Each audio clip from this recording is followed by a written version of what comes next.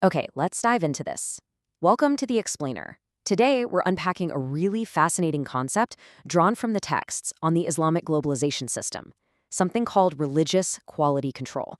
Now, usually when we hear quality control, we're thinking, factories, assembly lines, maybe corporate boardrooms, right?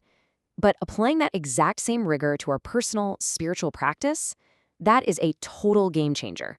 So we're going to map out exactly how to move away from those common myths, get out of religious complacency, and really step onto a structured path of true mastery. But first, I want you to ask yourself something honestly. Why do we so often struggle to improve our religious practice? Why is it literally so easy to just get stuck in a rut? We have these high ideals, we set goals, and yet day after day, we kind of find ourselves settling for a good enough baseline. We start acting like our spiritual habits are already completely flawless. Well, today we're building a roadmap out of that complacency.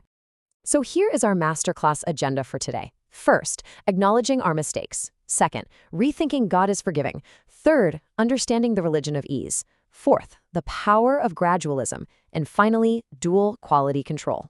All right, starting right off with step one, acknowledging our mistakes. Look, the absolute first prerequisite for any kind of quality control system is just admitting that flaws actually exist in the first place. There's this brilliant contrast in the source text between how we handle physical industrial goods versus our own religious practice.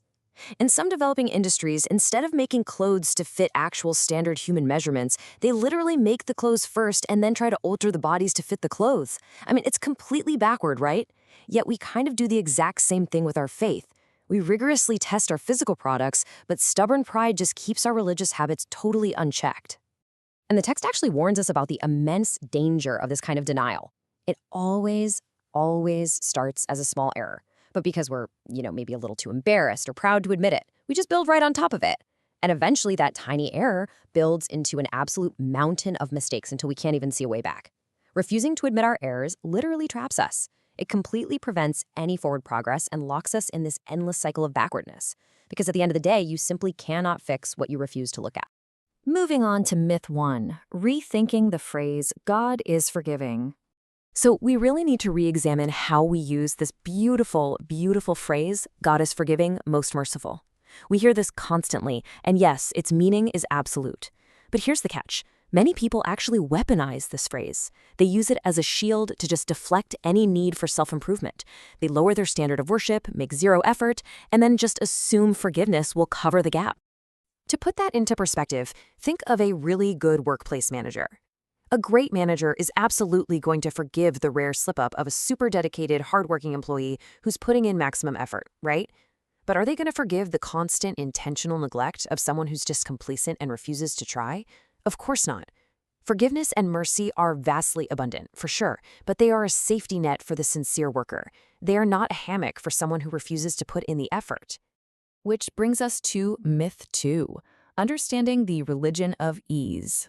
Now, this is another phrase people frequently toss around to justify lowering the bar. Islam is a religion of ease. And let's be clear, it's a perfectly true statement, but we have to ask ourselves, does ease mean we get to just water down the rules or accept a totally poor quality performance just because it requires less effort? The absolutely crucial point here is that ease refers to the accessible application of the religion. It is definitely not a green light to compromise on the high criteria of quality. The text is super explicit about this. Quality standards must remain at the highest levels. The ease part, that comes in how we apply those standards step by step, making sure that people of all different levels can practice without, being completely broken by the weight of it. It's all about high standards applied gradually, never diluted standards applied sloppily. That naturally leads us to section 4, the power of gradualism. So, how exactly do we hit those incredibly high standards without just burning out? Well, gradualism was the precise methodology of the Prophet for dawah and personal practice. It works like this. First, you establish what the high standard of quality actually is, so no moving the goalposts. Second, you apply the practice step by step. And third, you avoid demanding absolute perfection immediately. Seriously, if you demand 100% perfection on day one, you are gonna crash and burn. Taking it step by step is the only way to achieve sustainable long-term quality. And finally, section 5, dual quality control. The system actually breaks this down into two tiers. The first tier is internal quality control, beautifully defined by the concept of ihsan. Ihsan is worshiping God as if you see him and knowing that he sees you. This is literally the ultimate internal self-monitoring mechanism. When a believer is operating with ihsan, they are driven by this powerful mix of awe and deep love. They're constantly refining their own actions from the inside out, completely independent of anyone else watching them. But here is where the system proves just how robust and realistic it is. It fully acknowledges human nature. While that internal control is absolutely vital, external control is strictly necessary too. I mean, even with the strongest internal faith, we all have blind spots, right? We get tired, we forget things. External supervision, whether that's from a teacher, a mentor, or some sort of systemic structure, acts as a vital safety net against basic human error. You really need both working together to maintain that high quality over a lifetime. Okay, let's summarize the blueprint we've derived directly from the text today. Here are the core criteria of quality. You absolutely must acknowledge your mistakes first. Effort is the primary standard by which you are judged. You're striving for the satisfaction of the Creator, which naturally brings self-satisfaction. Standards have to remain high but be applied in an accessible way. Gradual improvement is just non-negotiable. And lastly, both internal self-monitoring and external supervision have to be actively maintained. Put all that together, and you have a complete, foolproof system for religious excellence. This beautiful calligraphy represents the name of God, the Merciful.